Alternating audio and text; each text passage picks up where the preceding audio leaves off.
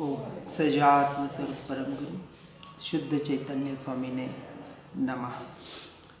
स्यद्वाद नय षट द्रव्य गुण पर्याय और प्रमाण का जड़ कर्म चेतन बंध का अरु कर्म के अवसान का कह कर स्वरूप यथार्थ जग का जो किया उपकार है उसके लिए जिन वाणी माँ को वंदना शतवार है, वंदना शतवार है।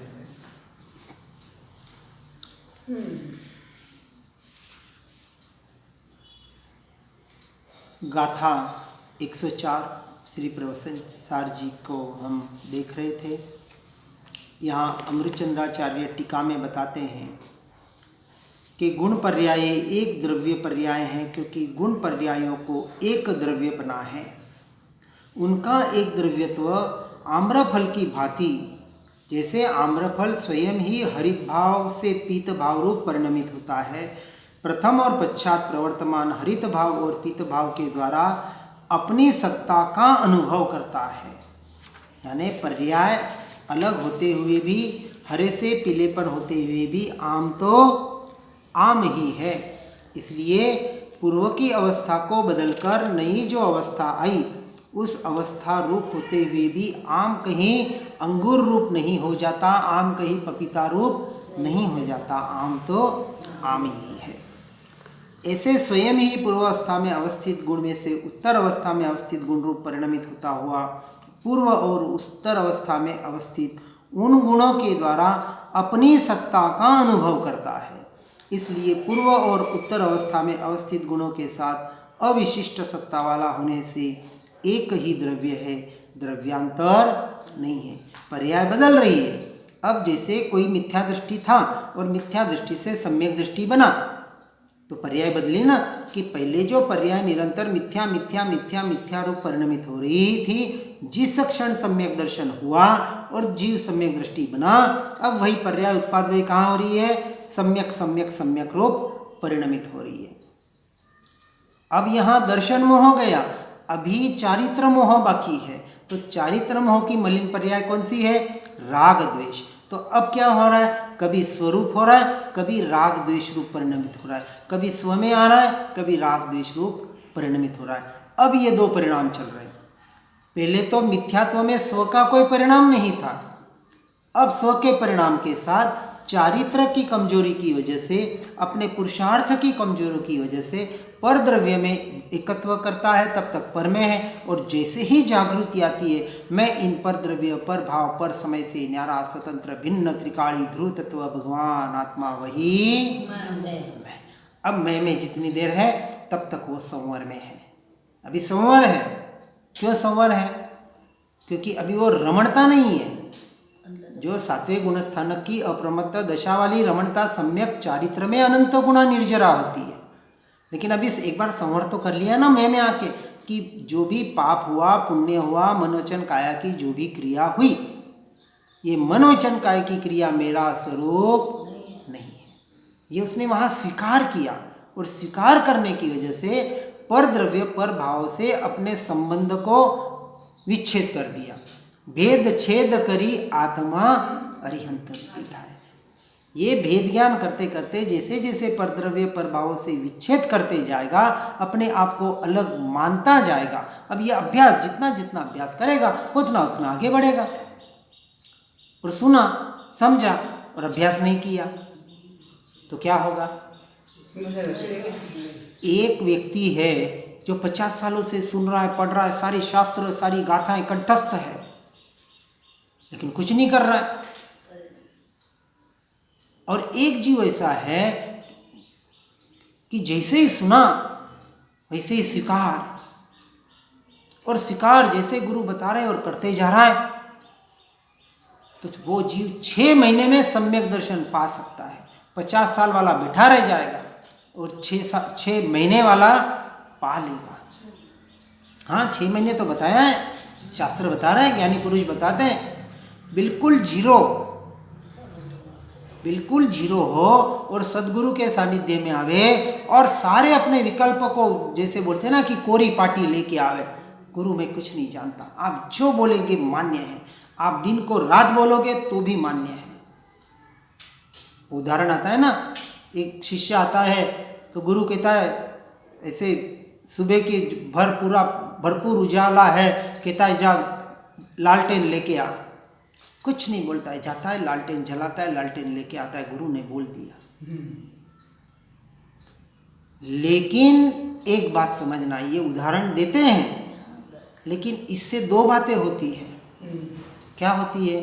एक तो जीव या तो अंधविश्वास में चला जाता है, उसको ब्लाइंड फेथ कहा। इसलिए देव की भी परीक्षा, गुरु की भी परीक्षा और शास्त्र की भी परीक्षा शास्त्र में बताई गई है। बिना परीक्षा से किसी को भी देव और गुरु और शास्त्र स्वीकार मत कर लेना। समझना बात को बराबर। परीक्षा करने का अधिकार शास्त्र ने दिया है हम लोगों को, हर जीव को, पर परीक्षा कौन कर सकता है? अब आगे की बात समझना। परीक्षा करने का मतलब अपनी मन बुद्धि कल्पना से नहीं। परीक्षा कौन कर सकता है? जिसे पता ही नहीं देव का स्वरूप क्या है, जिसे पता ही नहीं गुरु का स्वरूप क्या है, जिसे पता ही नहीं कि वास्तविक सत्यशास्त्र किसको कहा, सदगुरु सत्शास्त्र की परिभाषाएं व्याख्याएं जिसे पता ही नहीं है, क्या वो परीक्षा कर पाएगा? तो पहले क्या करना पड़ेगा? स्वरूप को हमें समझना पड़ेगा। तो जिन जिन शास्त्रों से जिन जिन से हमने पाया है उसको समझकर अपने जीवन में यथा योग्य लगे उनका कंपैरिजन करके, इसलिए शास्त्र में गुरु को ढूंढने के लिए 12 साल का समय दिया है। सुना कभी? शास्त्र की बात बता रहा हूँ, सुना ना? सुना। कितना? 12 साल। मतलब ये नहीं कहा कि 12 साल भटकते रहो बाहर। और अरे आपको पता ही नहीं गुरु सदगुरु कौन होता है, कैसे ढूंढोगे? पता ही नहीं तो आप ढूंढ ही नहीं पाएंगे। अब वो दृष्टांत देते हैं ना, नींबू और मौसमी। उसको उस बच्चे को कहा भाई नींबू लेके आना है, वो लेके आया मौसमी के संतरा। उसको 5 रुपए दिए कि 5 रुपए के नींबू लेके आ। अब वो भूल गया नींबू के नाम क्या है। फिर वो दुकान के पास गया और बोला वो ऐसा पीला पीला होता है, हरा हरा होता है, गोल गोल होता है, थोड़ा ऊपर नोक होती है, ऐसा होता है। अब संतरा लो और नींबू लो, दोनों शेप तो एक ही है, दोनों एक जैसे दिख रहे।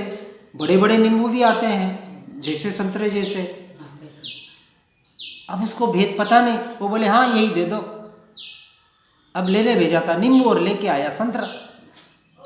तो उसको नींबू क्या है वो भी पता नहीं और संतरा क्या है वो भी पता नहीं, इसलिए तो कुछ लेके आया। दोनों में से एक भी पता हो कि भाई संतरा ऐसा होता है, फिर वो कहेगा ये चाहिए, नहीं नहीं ये तो संतरा है, ये नहीं मेरे को दूसरी चीज़ चाहिए। फिर वो बताएगा ये नींबू है, तो वो नींबू लाएगा। पर उसे संतरा और नींबू दोनों की पहचान नहीं है। अब वो कैसे पहचान करेगा?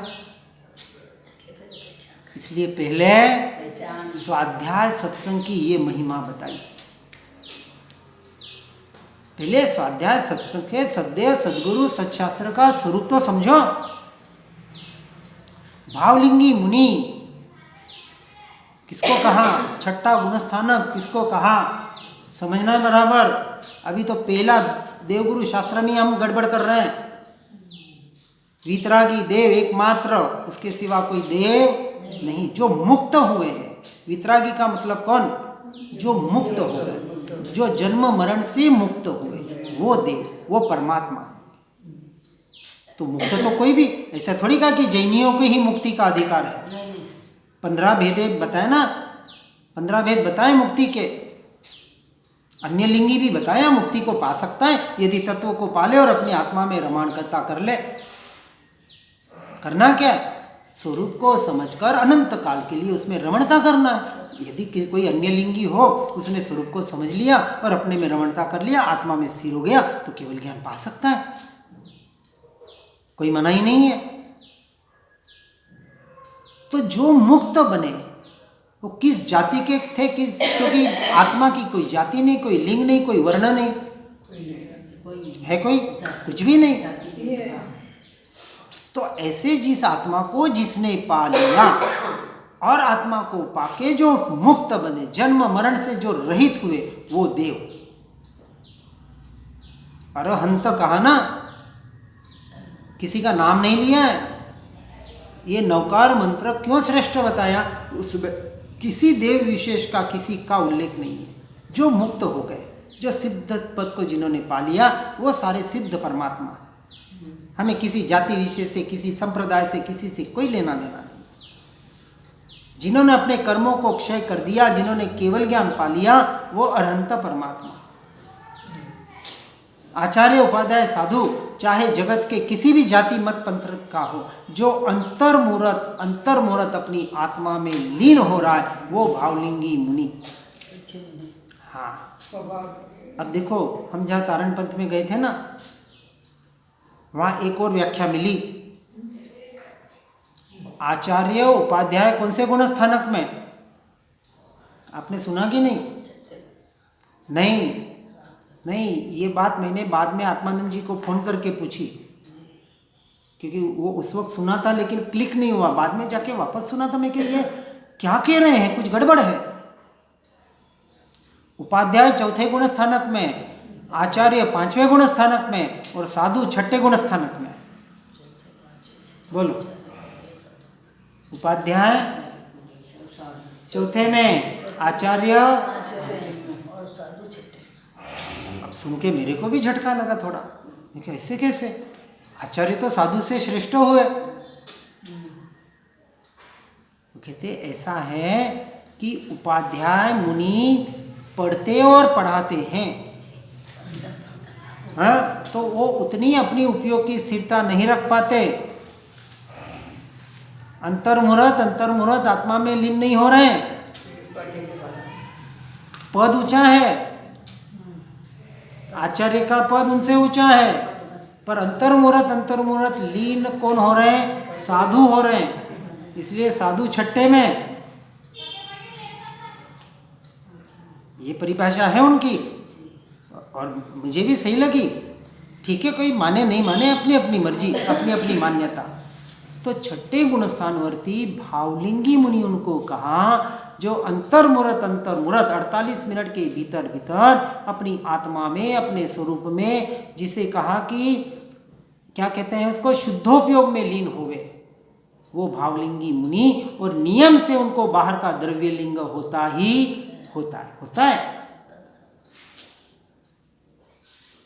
तो द्रव्यलिंगी और भावलिंगी को बराबर समझ के, उसके अलावा यदि आप किसी को साधु मुनि मानते हो तो आप मिथ्यात्व का पोषण करते हो, क्योंकि मान्यता श्रद्धान का विषय है। आप बाहर से क्या कर रहे हो उससे कोई लेना देना नहीं है।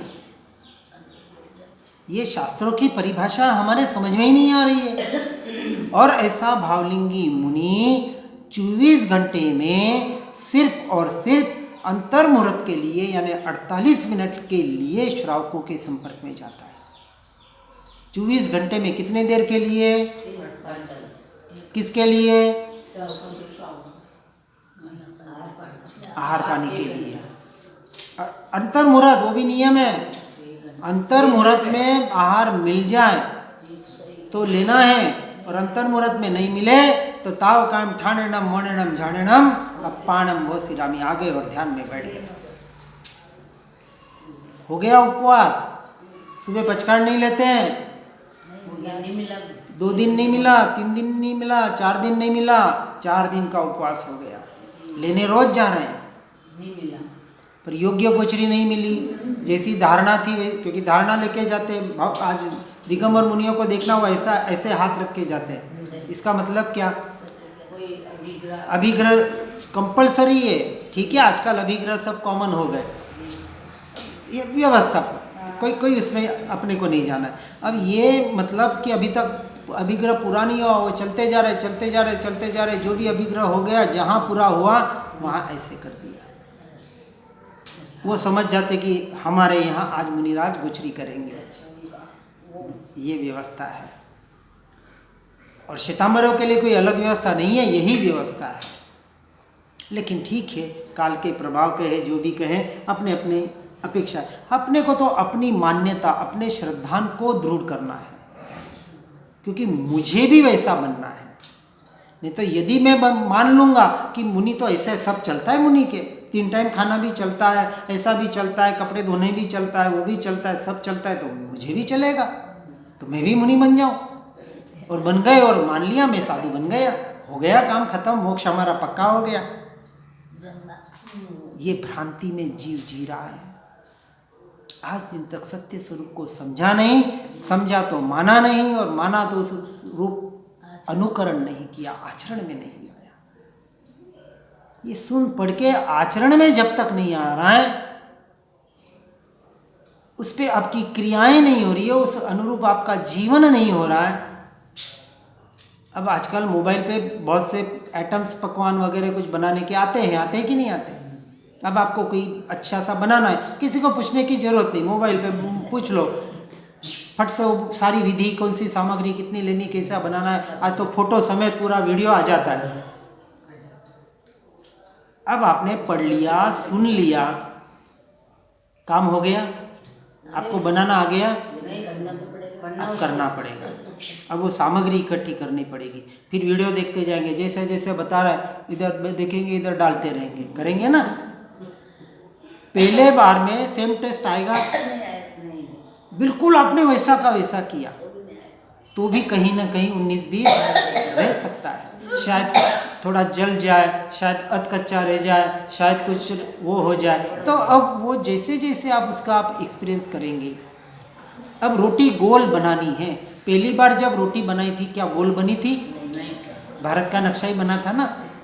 तो फिर अभ्यास हो गया, खुद अभ्यास करते गए, प्रैक्टिस करते गए। अब बात कर रहे तो भी रोटी गोल बन रही है। प्रैक्टिस हो गई ना। Practice makes man perfect.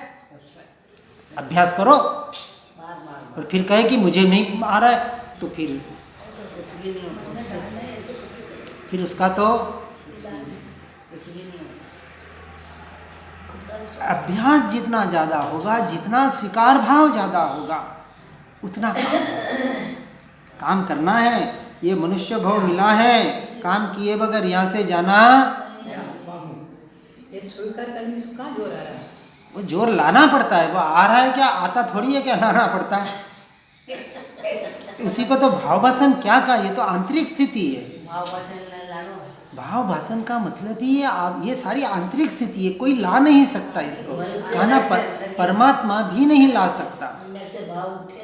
नहीं, मैं आत्मा हूँ, मैं आत्मा ही हूँ, मैं आत्मा ही हूँ, जोर करो अंदर, तो भाव खुद को लाना पड़ेगा। भाव इसलिए तो कहा ना, पूरा खेल ही भावों का है।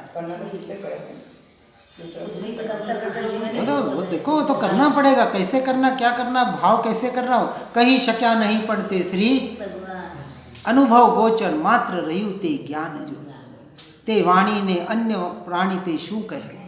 कोई नहीं के शब्दों में नहीं कह सकते इस बात को। कैसे लाना नहीं के भाव, तो देखो भाव खुद से खुद का ही होगा। उसको कैसे भीतर से ग्रहण करना, हम तो यही कहेंगे कि भावों को ग्रहण करो। कैसे करना, हम हमारा करेंगे, आप आपका करेंगे। क्यों नहीं हो रहा है? क्योंकि वो जोर नहीं आ पा रहा है जो आना चाहिए, इसलिए नहीं होता है। मतलब महिमा नहीं आ रही, महिमा नहीं आ रही है। कहीं ना कहीं भी पर की, पर द्रव्य की, पर भावों की महिमा पड़ी हुई है। नहीं, मैं आत्मा ही हूँ, आत्मा ही हूँ, आत्मा ही हूँ, वो हूँ का जोर करो। हाँ, वो तो क्या बताएं, इससे जोर में भी नहीं ज़्यादा कर सकता।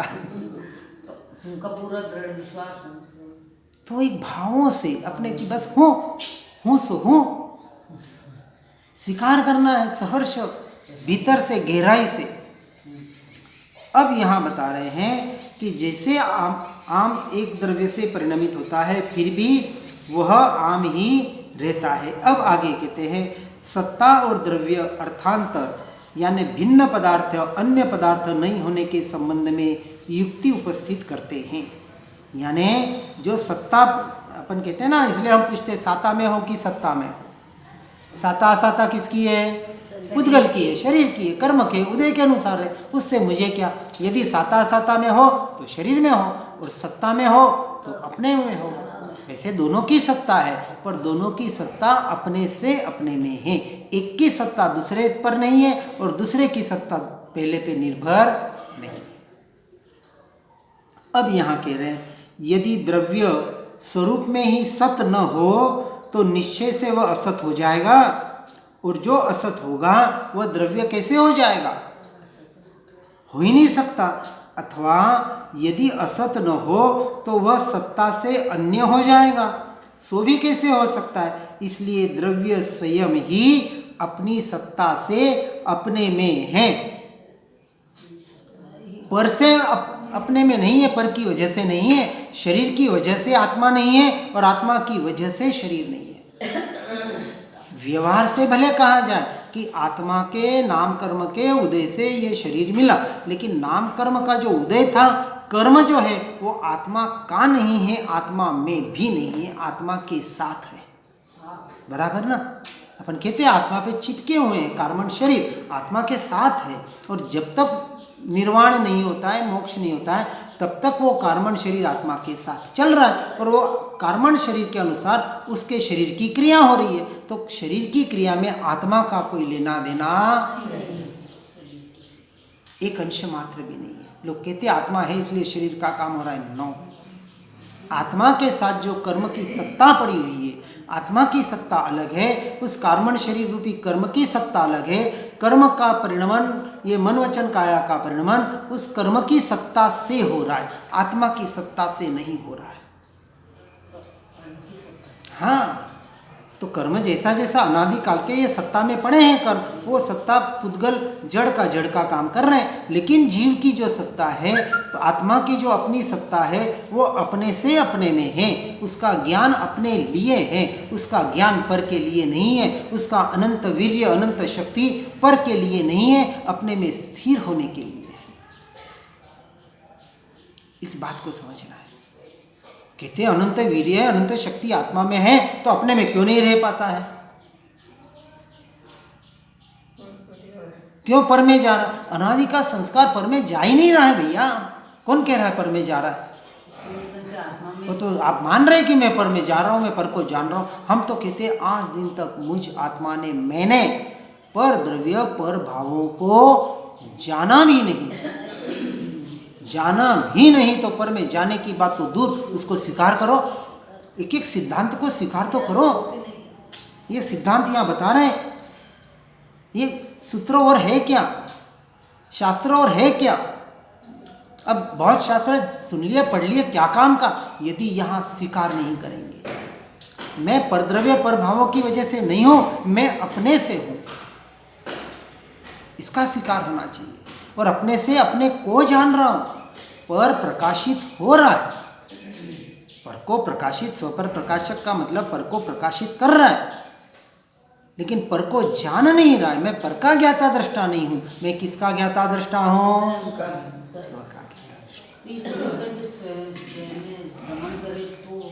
तो वो वही अभ्यास करना है ना, अभ्यास वही करना है कि अभी भी मैं अपने को ही जान रहा हूँ। ये ज्ञान ही तो जानने में आ रहा है। जब सुनता हूँ तो ज्ञान जानता हूँ, देखता हूँ तो ज्ञान जानता हूँ, सूंघता हूँ तो ज्ञान जानता हूँ, बोलता हूँ तो ज्ञान जानता हूँ, स्वाद चखता हूँ तो ज्ञान जानता हूँ, शरीर को सर्दी गर्मी लगती है, कुछ रोग आता है तो भी किसको जानता हूँ, और मन भटकता है तो किसको जानता हूँ। अब सभी परिणामों में मैं ज्ञान ज्ञान ज्ञान ज्ञान ज्ञान ज्ञान ज्ञान को ही जान रहा हूँ। तो अब आप किसको जान रहे हैं?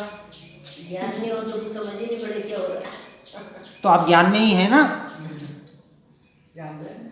तो जान रहे, फिर कह रहे अनुभव नहीं हो रहा है। ज्ञानी का अनुभव करने वाला, एक तरफ कह रहे ज्ञान ही जानने में आ रहा है, ज्ञान ही जान रहा है। अरे ज्ञान जान रहा है, इसका स्वीकार भाव का नाम अनुभव है, यही अनुभव है, और अनुभव कुछ नहीं है। फिर अनुभूति के लिए भटकते रहना, इतनी सीधी बात बता रहे हैं, उसका स्वीकार करो। ज्ञान जानने में आ रहा है, जो जानने में आ रहा है उसको ही जान रहा हूँ, इसी का नाम अनुभव है। ये अनुभूति आपने स्वीकार किया, आप अपने अनुभूति में आ गए। इसलिए यहाँ कहते गाथा 105 में टीका में, यदि द्रव्य स्वरूप से ही सत न हो तो दूसरी गति ये होगी कि वह असत हो जाएगा अथवा अपनी सत्ता से पृथक हो जाएगा। यदि वह असत होगा तो द्रव्य के असंभव के कारण स्वयं स्थिर न होता हुआ द्रव्य का ही अस्त हो जाएगा, अथवा सत्ता से पृथक हो तो सत्ता के बिना ही स्वयं रहता हुआ बिना सत्ता के और बिना सतपने से अभी अपने में आएगा कैसे? उसका स्वीकार करेगा कि मैं अपनी सत्ता से, अपने सतपने से, उस सच्चित आनंद स्वरूप की वजह से मेरी सत्ता है, इस शरीर की वजह से मेरी सत्ता नहीं है। इतना ही जिसका प्रयोजन है ऐसी सत्ता को अस्त कर देगा यदि उसका स्वीकार नहीं करेगा। किंतु यदि द्रव्य स्वरूप से ही सत हो तो द्रव्य के सद्भाव के कारण स्वयं स्थिर रहता हुआ द्रव्य उदित होता है अर्थात सिद्ध होता है, और सत्ता से अपृथक रहकर स्वयं स्थिर विद्यमान रहता हुआ इतना ही मात्र जिसका प्रयोजन है ऐसी सत्ता को उदित सिद्ध करता है, यानी जिसकी दृष्टि अपने ध्रुव तत्व पर है, जो अचल है, स्थिर है, अपने से अपने में है, ऐसे जब दृष्टि का विषय करता है तो जीव अपने से अपने में ही आता है यह भी व्यवहार का कथन अभी भी अपने से अपने में ही है। बस इसका स्वीकार करके हर जीव इस मार्ग पर आगे बढ़ने का प्रयास और पुरुषार्थ करे, इसी भावना के साथ ओम नमः सिद्धम। जिन वाणी के ज्ञान से हो सम्यक श्रद्धान, हो चारित्र महानव पाऊँ पद निर्वाण। जहाँ वाणी के ज्ञान से सूझे लोकालो